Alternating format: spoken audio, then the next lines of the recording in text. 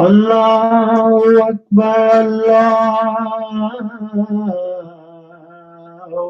Akbar, Allahu Akbar, Allahu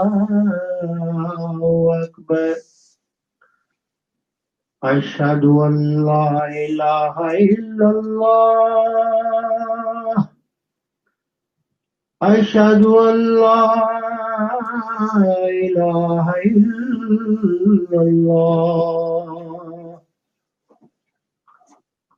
Ashhadu anna Muhammadan Rasulullah.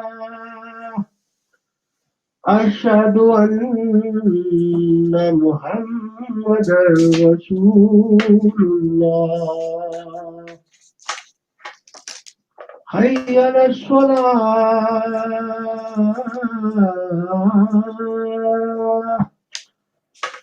Hayya ala salah. Hayya ala falah.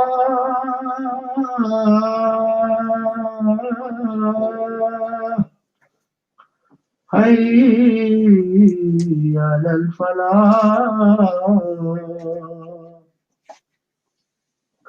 Allahu Akbar, Allahu Akbar. La ilaha illallah.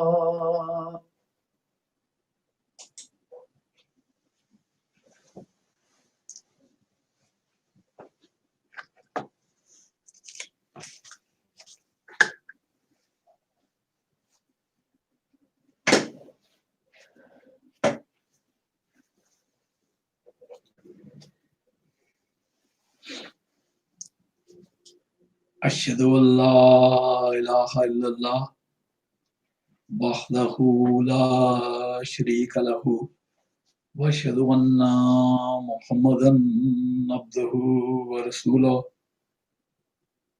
أما بعد فأعوذ بالله من الشيطان الرجيم بسم الله الرحمن الرحيم قال الله تعالى في القرآن الحكيم بسم الله الرحمن الرحيم وإذ أخذ الله ميثاق الذين أوتوا الكتاب لتبيننه للناس ولا تكتمونه فنبذوه وراء ظهورهم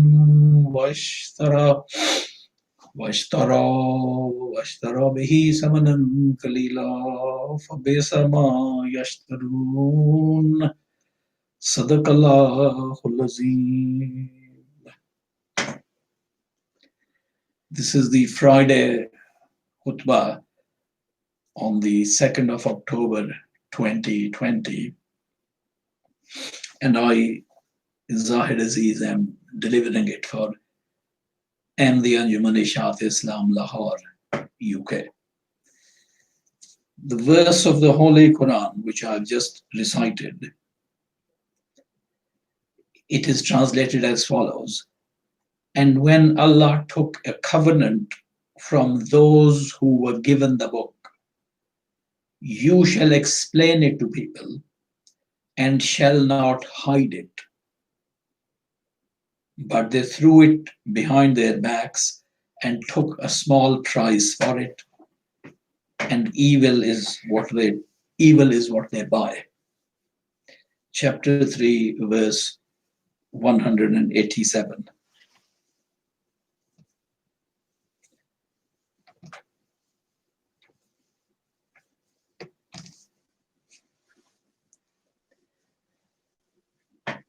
Now, it is stated here that a promise was taken by Allah from the nations to whom He sent His revelation, and that promise which He took from them was,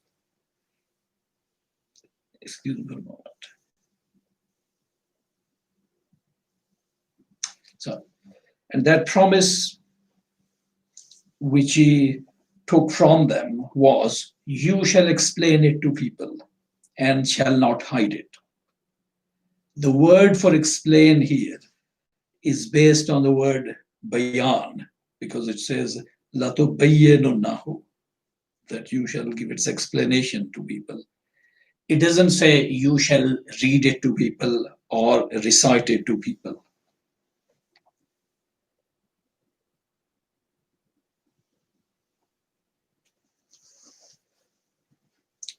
It doesn't say you should read it to people or recite it to people, but explain it to them. So that means its meaning must be conveyed to them, to the people, by those who were given the book, who were given the knowledge of the book, who were given the charge of the book. Now, those who were given the book, this is an expression used in the Holy Quran. And often it says those who were given the book before you. But here it just says those who were given the book. So here it means not only the followers of earlier religions who were given a book before the Quran, and they were required to explain their book to the people. It not only means those followers of early religions, but those who were given the book include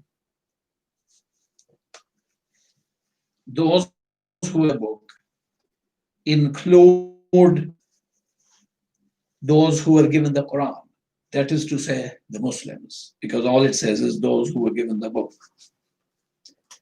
Thus, from Muslims also, a promise was taken by Allah about the Quran that they would explain it to people. This promise taken by Allah from Muslims about the Quran, that you shall explain it to people. Gradually, over the centuries, Muslims became greatly neglectful of this duty.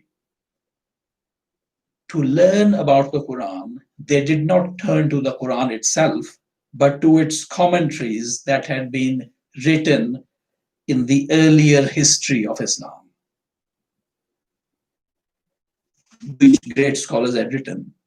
So after the passage of a lot of centuries, they did not turn to the Quran, but to its earlier explanations that earlier scholars had written. And it was believed that these contained all the knowledge that could be obtained from the Quran. All the knowledge was in these commentaries, which are known as tafasir or tafsir, singular. And when they wanted to learn about Islam and the practical duties of a Muslim, how to act on Islam, Muslims turn to what are called books of Islamic law or books of fiqh. And these were books which were written about 100 to 200 years after the beginning of Islam by Muslim scholars of the time. And these books of fiqh, they reigned supreme as the sources of Islam for a long time. But later on, by later on I mean in the 1800s, we are now in the 2000s, last century was the 1900s. In the 1800s, some Muslims began to prefer following books of hadith rather than the decrees contained in the books of fiqh. But still, hardly anyone thought of seeking guidance directly from the Quran. When they sought guidance from the books of hadith rather than the books of fiqh, they were turning to the words of the Holy Prophet, the explanations given by him. But still, hardly anyone thought of seeking guidance directly from the Quran. The Holy Quran was greatly revered, of course, by Muslims, as it is till now, and it was kept in homes in decorative covers, and it was placed for respect and honor on high shelves. It was recited in Arabic for its blessings, especially on special occasions of happiness, such as at times of mourning, to send blessings on the deceased. So it was used on ceremonial occasions, and again, only in terms of its recitation in Arabic. It was considered unnecessary by them to translate the Quran into other languages for the benefit of the large numbers of non-Arab Muslims or for the benefit of non-Muslims. They considered it unnecessary. In fact, it was deemed unlawful, haram, by the ulama to translate the Holy Quran into any other language. Now,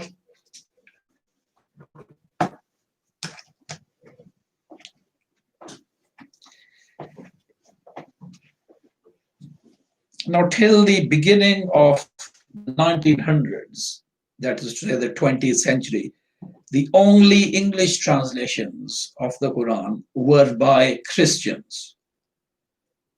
And these translations were by Christians. And these translations, as they themselves have declared in their translations, in their introductions, they wanted to show that the Quran was just an imperfect and faulty copy of the Bible, of the Jewish and Christian scriptures.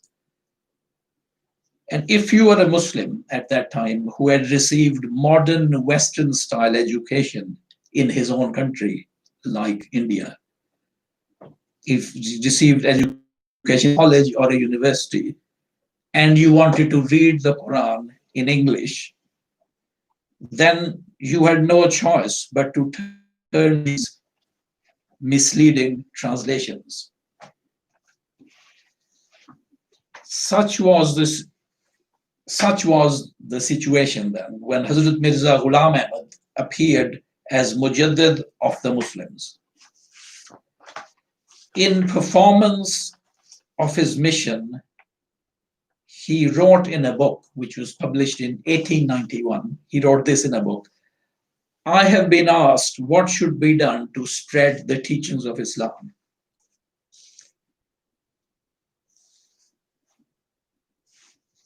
I have been asked what should be done to spread the teachings of Islam in America and Europe. It is undoubtedly true that Europe and America have a large collection of objections against Islam.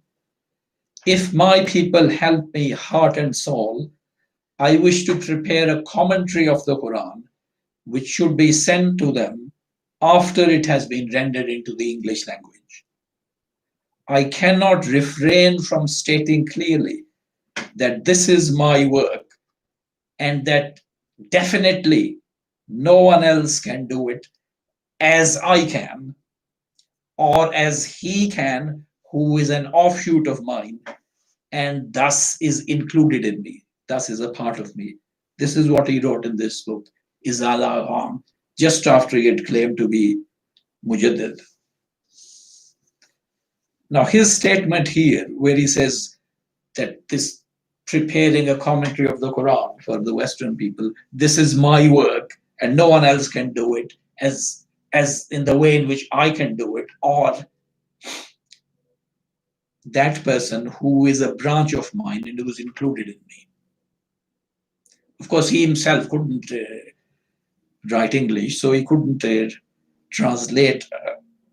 He couldn't present his commentary in English translation. So he has mentioned, he who is an offshoot of mine. Now, this did not merely remain a claim that this is my work and no one else can do it in the way in which I would do it, or that person who is a branch of mine who would do it. That did not just remain a claim that he made. But later on, it was proved true. The claim was proved true by actual events. And I can't go into the details of all those events in this khutbah, but inshallah, I hope to deal with them in the future. Now, in these words, where Hazrat Mirza Ghulam Ahmad says, if my people help me heart and soul, in these words, he was appealing to the Muslim community to join in helping him with their resources to do this work. He was appealing to them, to the general Muslim community. And he writes in the same section of this book that in this age, in our time, so many doubts about religious truths have been created in people's hearts. So many doubts have been created, and there is such a great flood of objections against Islam that this crisis is unprecedented in history. No danger on this scale ever arose in the past, he writes. But then he mentions the great hope that exists. And that hope was and is that Allah has reserved for our times the great work of answering these objections and showing the truth of Islam by means of the Quran. By means of the Quran, I stress. The all-wise God, who is all-wise, had kept away from human view certain arguments and proofs that are contained in the Quran, because these weren't required in the previous ages. And now I'll quote Hazrat Mirza Ghulam Ahmad Sahib again, of course in translation, translating his Urdu into English. He writes, "The knowledge and the truths contained in the Quran are unlimited and are disclosed in every age according to the needs of that age. The wonders of the Holy Quran can never come to an end, just as the wonders of nature did not come to an end in some previous age, but ever newer wonders of nature are constantly appearing." And if I may digress from his quotation, he has expanded on this point, saying that man is bringing out newer and newer things from the natural world, from the earth, from the heavens, and using them for his benefit. And this wasn't possible before. No one knew how to do it before. So these are new things. And just as the wonders of nature did not come to an end in some previous age, similarly, the wonders of the Holy Quran can never come to an end. And then he continues, if I continue quoting him, "In this age, these needs were at their highest. Humans had made great advances in knowledge, and it was such knowledge that made them have doubts about religion and about Islam." And he says that there is no doubt that if at this critical time, the knowledge concealed in the Quran does not become manifest, then the present day ulama who adhere to simplistic and superficial religious teachings, they can never face the opponents because of their simplistic and superficial understanding of the religion of Islam and not to any depth. At this critical time, they cannot face the critics of Islam. So the mission of Hazrat Mirza Ghulam Ahmad was to bring that light out from the Quran and give it to the world. And he adds here, and again I will quote him, "So God Almighty has sent a man into the world with this light." He means himself. Who is he? Who is he? He is the one who is addressing you. In this critical time, a man has been raised up by God, and that man desires to show the beautiful face of Islam to the whole world and to open its ways to Western countries. But the people, he means Muslims, but the people have withheld their hands from helping him. And because of their suspicions about him, and also because of their worship of worldly things, they have cut off connections with him and are sitting unresponsive, not responding to his appeal. Now, the work of the defense and the propagation of Islam, whose great need he is stressing, the weapons of that work, of the defense and propagation of Islam, are simply that, not what I should say, is simply the knowledge that is contained in the Quran. Those are the weapons, the knowledge contained in the Quran. Therefore, Hazrat Mirza Ghulam Ahmad Sahib's mission was to restore the Quran to the proper place which it should occupy in the thinking and the lives of Muslims. And he arose at a time when for centuries, the Holy Quran had become a closed book to the Muslims. Now, as a result of neglecting the Holy Quran, they were facing the worst internal and external crisis of their whole history. Looking internally at their condition, their own condition, the great moral qualities taught by the Holy Quran were unknown to them. Matters of truth, justice, etc. in the Holy Quran, how to deal with people. These were and being just even to your opponents, for example, even to people whom you hate. All these great moral qualities taught in the Holy Quran were unknown to them, or if they knew them, there was no urge in their hearts to actually acquire those qualities. What was uppermost and most important in the minds of most Muslims was that they should look in appearance like Muslims. In outward appearance, they should look like Muslims, be praying like Muslims, be fasting like Muslims, be dressing like Muslims, and also that they comply with and carry out various social customs and practices which you find in Muslim society, regardless of whether these practices and customs conflicted with the Holy Quran and the practice of the Holy Prophet, that they did not care about, as long as they complied with what was prevailing in existing Muslim society. So this was their internal crisis. And the external crisis was that they were unconcerned with answering the attacks upon the teachings of Islam. And as a result, the innocent and uninformed members of the general public, they were being misled about Islam and Muslims, Islam and what Muslims were. And Muslims themselves were also suffering. They were suffering a loss of faith due to all these objections and criticism, to which the answer wasn't being provided properly. Muslims themselves were suffering loss of faith in their own religion. Now, there's a well-known verse in the Holy Quran which runs as follows: Inna nahnu nazzalna zikra wa inna lahu lahafizun. This is chapter 15, verse 9, and it translates as, surely we have revealed the reminder.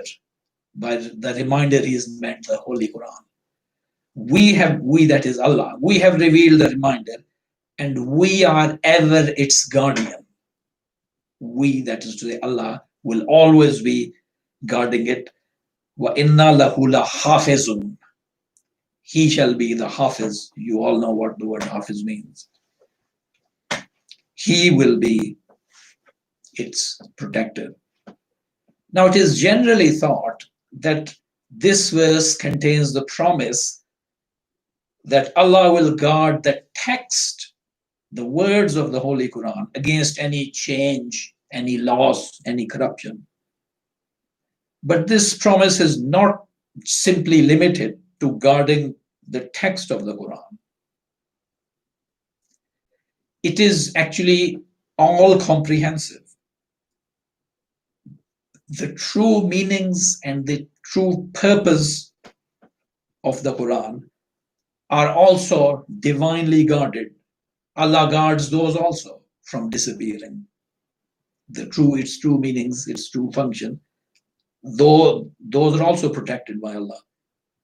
And in fact, some very great Muslim thinkers and philosophers prior to the time of Hazrat Mirza Ghulam Ahmad, centuries before the time of Hazrat Mirza Ghulam Ahmad, had written that in this verse, the coming of Mujaddids is promised, who will come to safeguard the real teachings of Islam from distortion and corruption.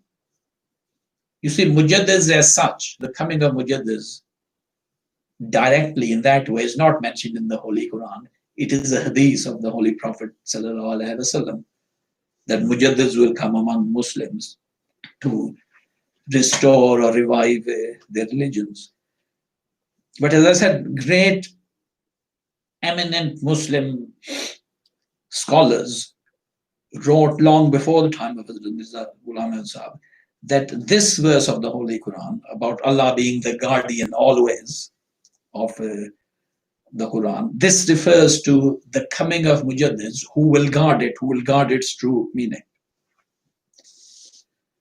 So if the world sees that there is a man among Muslims who does extraordinary service of the Holy Quran, who brings out points of deep knowledge from it to support the truth of Islam, who exhorts Muslims to study the Quran, who urges his own followers to take the message of the Quran to the whole world.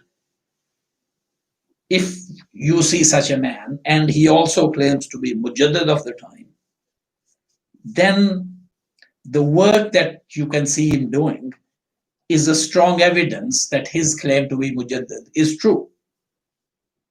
Because he is not merely claiming to be Mujaddid of the time, but he is doing a lot of service to the Quran rather than service to some political or national end, no matter how worthy that end might be. But a Mujaddid does service to the Holy Quran, and he urges his followers to carry out that, to continue that work after him. And Hazrat Mirza Ghulam Ahmad Sahib, in a book where he addresses his own followers, his own Jamaat, he says this, and again it's translated from English, it's translated from Urdu into English as follows: an essential teaching for you is that you must not leave the Quran neglected because your very life lies in it. Those who honor the Quran shall receive honor in heaven. Those who give precedence, that is to say priority, superiority, those who give precedence to the Quran over every hadith report and every other saying and statement, those people shall be given precedence in heaven. There is now no book for the guardians of mankind on earth except the Quran. So this is a clear statement by Hazrat Mirza Ghulam Ahmad Sahib in his book Kashti-e-Nuh. And despite this statement, there is now no book for the guardians of mankind on earth except the Quran. He is declared to be by a very large number, a large majority of the Muslim scholars as being a kafir, expelled from Islam, one who believed that his own revelation superseded the Quran, for example. So, and the man who said, there is now no book for the guardians of mankind on earth except the Quran. And then he goes on in the same book to say, addressing his own followers, you must read the Quran with understanding and love it very greatly. Love it as you have not loved anything else, because, as God has informed me, all types of good is in the Quran. In the original it says all Khair. Khair means good things. Your benefit. What benefits you? That all kinds of khair, all kinds of good, which will benefit you, are in the Quran. And then he goes on to say, this is true. All types of good is in the Quran. This is true. This fact is true. Pity be on those people who give precedence to something else over it. The source of all your success and salvation lies in the Quran. There is no spiritual need of yours which is not provided in the Quran. God has done you an immense favor by giving you a book like the Quran. So value the blessing given to you. Value the blessing given to you. And finally, how that blessing is to be valued, where he says, value the blessing given to you. How that blessing is to be valued in our practical lives. Hazrat Mirza Ghulam Ahmad Sahib, founder of the Ahmadiyya Movement, he showed this by his own teachings, by his own example, that how this blessing is to be valued. He showed it by his writings. And then after him, the elders of the Lahore Ahmadiyya Movement followed the example of Hazrat Mirza Ghulam Ahmad Sahib in valuing this great blessing of the Quran that was given to Muslims. And valuing means to use it, to benefit from it, to study it, understand it, apply it to your own lives, apply it to what you hear around you, to the circumstances of the world.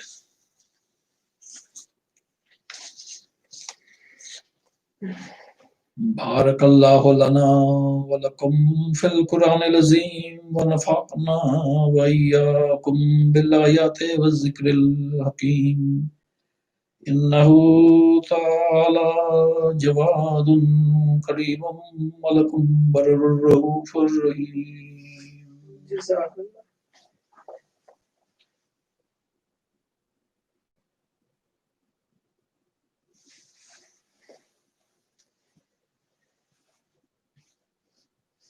Alhamdulillah. Nahmadahu wa nasta'inuhu wa nastaghfiruhu wa nu'minu bihi wa natawakkalu alayh. Wa na'udzu billahi min shururi anfusina wa min sayyiati a'malina. Man yahdihillahu fala mudilla lahu wa man yudlilhu fala hadiya lahu. Wa nashhadu an la ilaha illallah wahdahu la sharika lahu wa nashhadu anna Muhammadan abduhu wa rasuluh. And if we say the Durood, Allahumma salli ala Muhammadin wa ala ali Muhammadin kama sallaita ala Ibrahim wa ala ali Ibrahim innaka Hamidum Majid. Allahumma barik ala Muhammadin wa ala ali Muhammadin kama barakta ala Ibrahim wa ala ali Ibrahim innaka Hamidum Majid. That may Allah raise the Holy Prophet Muhammad sallallahu alaihi wasallam, who is often in the news. It's not that he passed away 1400 years or so ago. He's still with us in the news. That may Allah raise him and his followers to a high position of honor and dignity and respect in this world, so that that respect is not only by the converted, by the followers themselves, but other people and other nations looking at them also honor and respect and praise them for their great qualities. So may Allah raise the Holy Prophet Muhammad and his followers to such a great rank in the world. Allahumma ansur man nasara deena Muhammadin sallallahu alayhi wa sallam wa jalna minhum. May Allah assist all those who assist the religion of Muhammad, who assist in taking it forward to the world, who preach it to the world, who answer objections against that religion, who invite people to it, who act on it. May Allah help all those who help the religion of Muhammad sallallahu alaihi wasallam practically in that way. Allahumma khzul man khazala deena Muhammadin sallallahu alayhi wa sallam wa la tajilna minhum. And going back to the first prayer, that may Allah help those who help the religion of Muhammad and make us from among such people. And the second part of the prayer is that may Allah forsake and leave and discard those who themselves discard and forsake and bring shame and dishonor on the name of the Holy Prophet and his religion. And may Allah not make us from amongst such people. Many of you will know that our very dear and honorable and valued brother Zaman Shah had an accident in his house last Thursday, not yesterday, but the Thursday before, when he fell and hit his head. And he had to be taken to hospital where he still is recovering. And his wife Shami is obviously extremely worried and in great distress, but she's showing the patience of a true Muslim. And there are people I know who are calling her with messages of sympathy. It's not possible these days to travel to see someone. And she's bearing up. And the latest news on our brother Zaman is on the good side, due to the grace of Allah. And she has been able to speak to him on the phone. These days, it's nearly impossible to visit a hospital. So let us pray then, in particular for Zaman, but for others who are ill as well, that Azhibil Basa Rabbil Nase, O Lord of all the people, take away sickness. Azhibil Basa Rabbil Nase, Washfe Anta Shafi, Washfe, heal, O Allah, heal. Anta Shafi, you are the healer. La Shafi illa Anta, there is no healer except you. Shifan la yuadiru sakama, that your healing is such that it leaves not a trace or mark of illness behind when the person recovers. So, Washfe Anta Shafi, Washfe Zaman Shah Anta Shafi, and Washfe all the other people whom we know inside our community and outside who are ill. And may Allah grant them full recovery and make their treatment completely successful. Ameen. ربنا لا تزغ قلوبنا بعد إذ هديتنا وهب لنا من لدنك رحمة إنك أنت الوهاب.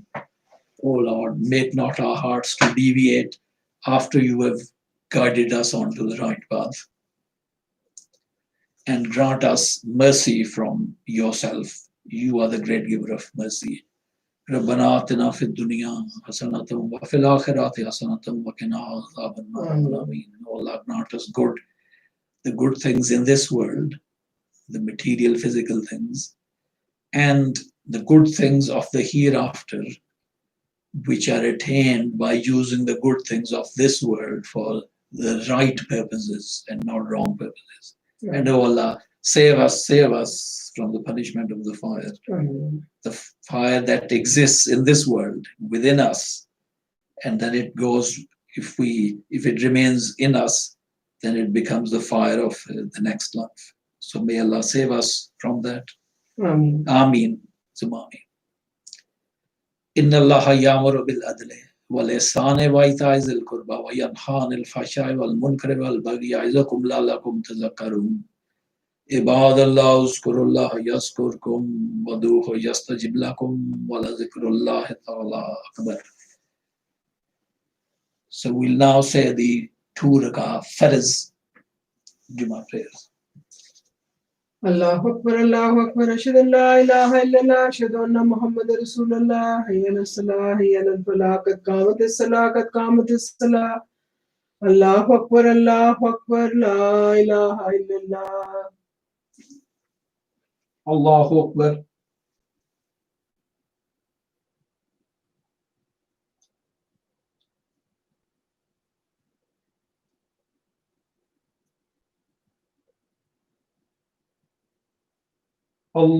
Alhamdulillahi Rabbil Alameen. Ar-Rahman Ar-Rahim. Malik Yawmiddin. إياك نعبد وإياك نستعين اهدنا الصراط المستقيم صراط الذين أنعمت عليهم غير المغضوب عليهم ولا الضالين Ameen. لله ما في السماوات وما في الأرض وإن تبدوا ما في أنفسكم تخفوه يحاسبكم به الله ويغفر لمن يشاء ويعذب من يشاء والله على كل شيء قدير آمن الرسول بما أنزل إليه من ربه والمؤمنون كلنا آمن بالله وملائكته وكتبه ورسله لا نفرق بين أحد من رسله وقالوا سمعنا وأطعنا غفرانك ربنا وإليك المصير الله أكبر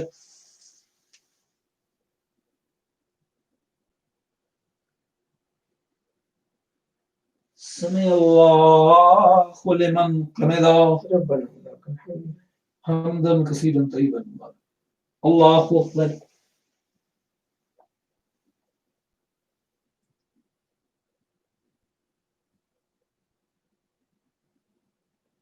الله أكبر الله أكبر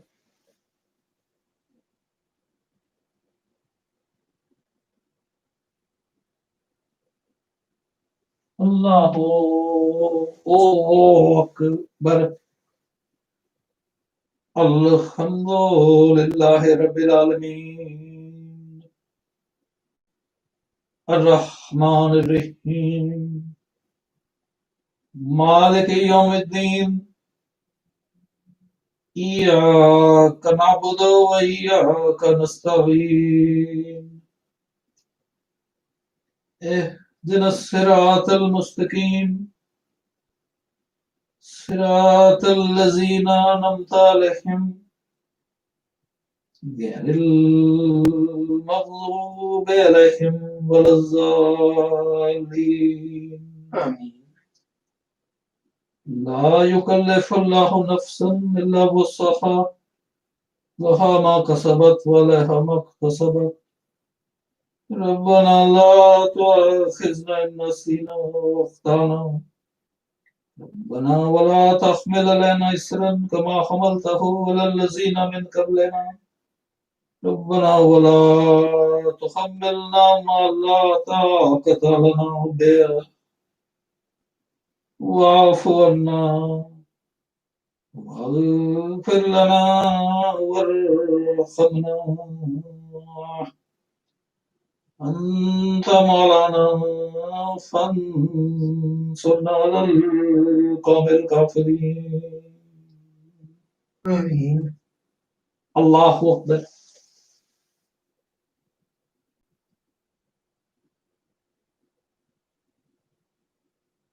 سمع الله لمن حمده ربنا ولك الحمد.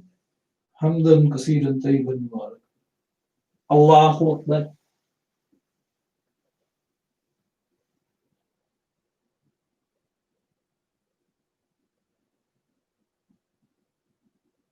الله أكبر الله أكبر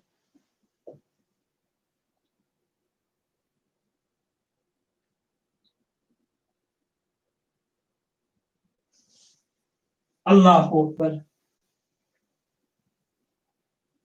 At-tahiyyatu lillah.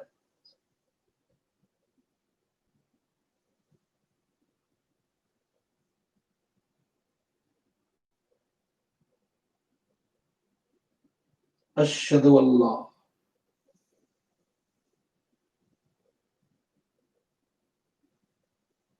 Allahumma salli ala.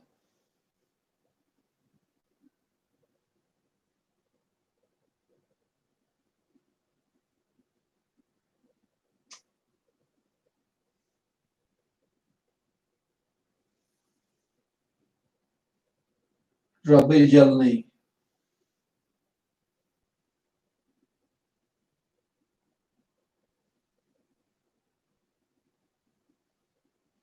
Assalamu alaikum wa rahmatullah. Assalamu alaikum wa rahmatullah. Allahumma antas salam wa minkas salam. Tabarakta Rabbana wa ta'ala ya zal jalali wal ikram. Astaghfirullah Rabbi min kulli zambin wa atubu alayh. Rabbi ighfir warham wa anta khairur rahimin. Ya Hayyu ya Qayyum wa bi rahmatika astaghith. Allahu la ilaha illa huwa al hayyul qayyum. La ta'khudhuhu sinatun wa la nawm. Lahu ma fis samawati wa ma fil ardh. Man zal ladhi yashfa'u indahu illa bi'iznihi. Ya'lamu ma bayna aydihim wa ma khalfahum. Wa la yuhituna bi shay'in min ilmihi illa bima sha'a. Wasi'a kursiyyuhu as-samawati wal ardh. Wa la ya'uduhu hifdhuhuma wa huwal 'aliyyul 'azim. Sadaqallahu al-'azim.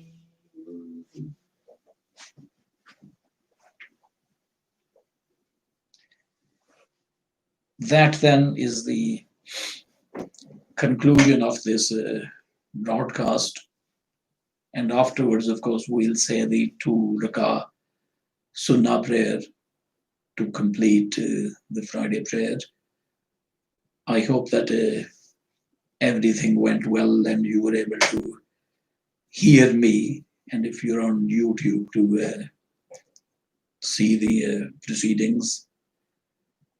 So we'll take leave now till inshallah the next time that we meet. And please remember that on Sunday we have our Sunday monthly meeting, not by physical presence in Darussalam, but but online through the Zoom software. And we'll be sending a message down with the link that you use to join that meeting, which begins as usual at 3 p.m. this Sunday, the day after tomorrow. So thank you very much for joining, and Assalamu alaikum wa rahmatullahi wa barakatuhu.